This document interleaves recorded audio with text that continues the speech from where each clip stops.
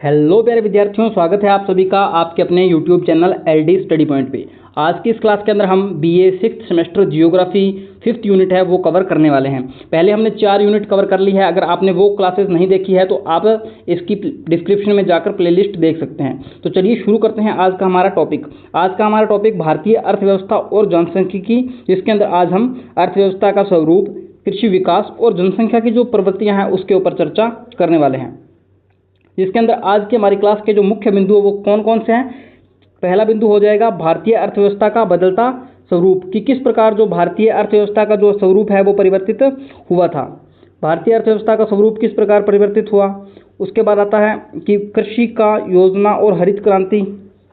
उसके बाद आता है जनसंख्या वितरण और विस्फोट और नगरीकरण किस प्रकार हुआ।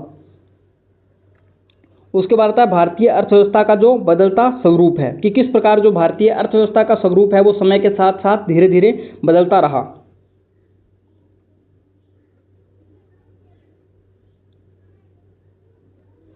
उसके बाद आता है कि स्वतंत्रता के बाद बदलाव का दौर किस प्रकार आया। 1991 में आर्थिक सुधार हुआ, कि मिश्रित अर्थव्यवस्था मुख्य रूप से कृषि प्रधान होती है। उसके बाद आता है कि कृषि से हटकर जो उद्योग और सेवा का जो तीव्र क्षेत्र में विकास हुआ। उसके बाद आता है कि उदारीकरण, निजीकरण और वैश्वीकरण। वैश्वीकरण क्या होता है कि जो प्रोडक्ट हम बना रहे हैं उसे पूरे विश्व में निर्यात करना क्या कहलाता है, वैश्वीकरण कहलाता है। कि परिणाम भारत विश्व में तेजी के साथ अर्थव्यवस्थाओं में शामिल हुआ। उसके बाद आता है नेक्स्ट पॉइंट की पंचवर्षीय योजनाओं में कृषि का विकास प्रारंभिक चरण कैसा रहा। तो पंचवर्षीय योजनाओं की अगर बात की जाए तो 1951 से लेकर के 1956 तक पंचवर्षीय योजना चली पहली। तो उसके बाद आता है कि प्रथम योजना पर किस पर ध्यान दिया गया। प्रथम योजना में इन्होंने कृषि के विकास पर ध्यान दिया था, जबकि द्वितीय योजना में किस पर ध्यान दिया गया, भारी उद्योगों को बढ़ावा दिया गया।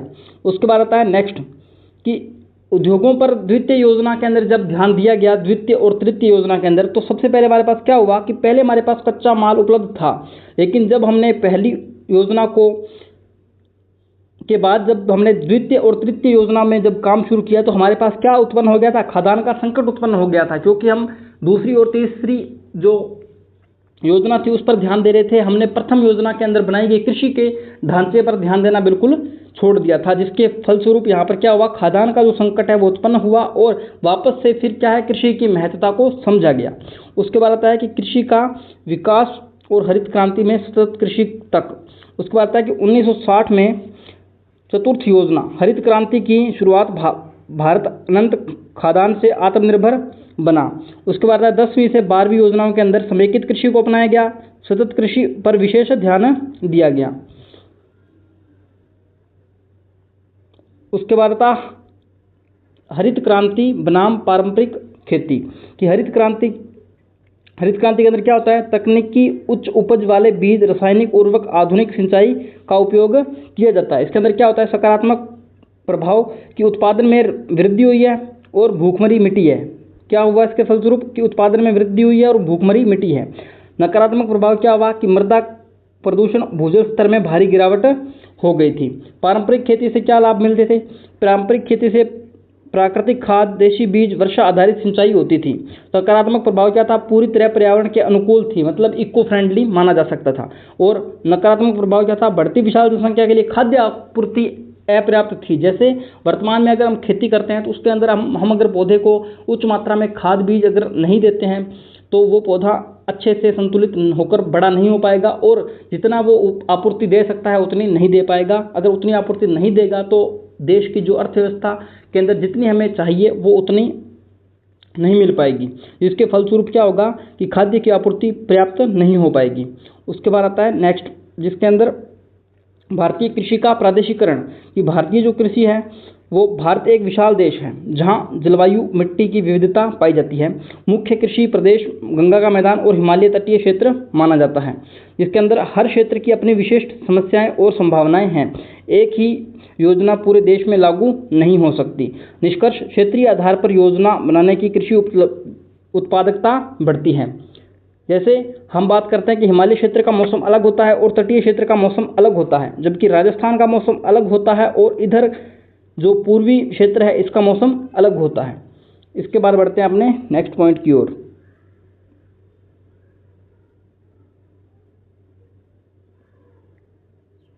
तो ये पूर्वी है यहाँ का, तो ये पूर्वी भाग है, यहाँ का मौसम अलग होगा और उत्तरी भाग का मौसम अलग होगा, दोनों में अंतर पाया जाएगा। और राजस्थान में मौसम अलग पाया जाएगा और इधर का मौसम भी अलग पाया जाएगा।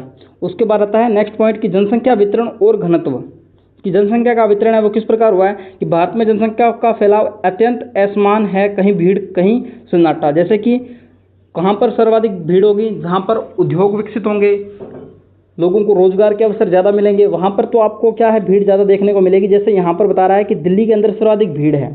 जनसंख्या का घनत्व क्या है कि प्रति वर्ग किलोमीटर क्षेत्र में रहने वाले लोगों की संख्या, इसका सूत्र क्या हो जाएगा कि कुल जनसंख्या बटा कुल क्षेत्रफल।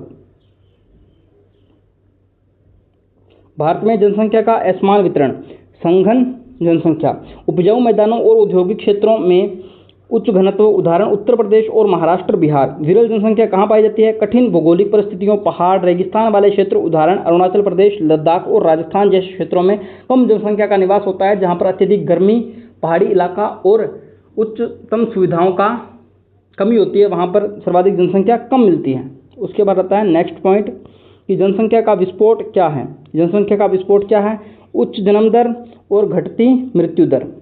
जब मृत्यु दर में तेजी से कमी आए, बेहतर स्वास्थ्य सेवाओं के कारण और जन्म दर उच्च बनी रहे तो उसे जनसंख्या विस्फोट कहते हैं। मतलब कि धीरे धीरे समय के साथ साथ टेक्नोलॉजी का जब विकास हुआ तो आने वाले जो बीमारियां थी वो कम हो गई, जिसके फलस्वरूप मृत्यु कम होती है और जन्म दर साथ के साथ बढ़ रही है। महामारियों पर नियंत्रण हो गया था, कुछ क्षेत्रों में शिक्षा का अभाव भी था। उसके बाद जनसंख्या विस्फोट के सामाजिक आर्थिक निहितार्थ। आर्थिक प्रभाव, जिसके अंदर प्राकृतिक संसाधनों, जल, भूमि, जंगल पर अत्यधिक दबाव, रोजगार की कमी, बेरोजगारी में वृद्धि, प्रति व्यक्ति आय में अत्यंत धीमी बढ़ोतरी होती थी। सामाजिक प्रभाव क्या था कि गरीबी और आवास की गंभीर समस्या थी, शिक्षा और स्वास्थ्य जैसी बुनियादी सेवाओं पर अतिरिक्त बोझ था। उसके बाद आता है नगरीकरण। कि नगरीकरण क्या है कि मतलब ग्रामीण क्षेत्र से लोग शहरी क्षेत्रों की ओर पलायन कर गए, इसे क्या कहा जाता है, नगरीकरण कहा जाता है। रोजगार और सुविधाओं की तलाश में गांव के व्यक्ति शहर में चले गए। इसका सकारात्मक प्रभाव क्या था कि बुनियादी ढांचे का विकास नए आर्थिक अवसर पर हुआ। मलिन बस्तियों का निर्माण, अत्यधिक प्रदूषण, यातायात और जाम ट्रैफिक की समस्याएं बनी। निष्कर्ष, अर्थव्यवस्था, कृषि और जनसंख्या का अंतर संबंध किस प्रकार है। तो जनसंख्या वृद्धि कृषि, भूमि और संसाधनों पर अत्यधिक दबाव बढ़ाती है। जनसंख्या वृद्धि क्या करती है, कृषि, भूमि और संसाधनों पर अत्यधिक दबाव बढ़ाती है। कृषि की समस्याएं हैं कि पारंपरिक खेती अपर्याप्त होती है, जिसे तकनीकी सुधार की आवश्यकता होती है। इसके बाद आता है कि अर्थव्यवस्था का शिफ्ट। इन्हीं कारणों से भारतीय अर्थव्यवस्था में कृषि से हटकर सेवा और उद्योग की ओर जा रही है। पलायन, जब कृषि से कम आय होती है तो ग्रामीण आबादी शहरों की ओर भागती है, नगरीकरण की ओर जाती है। कृषि सीम, इसमें कृषि की भूमि खेती अपर्याप्त होती है, जिससे तकनीकी सुधार की आवश्यकता पड़ती है।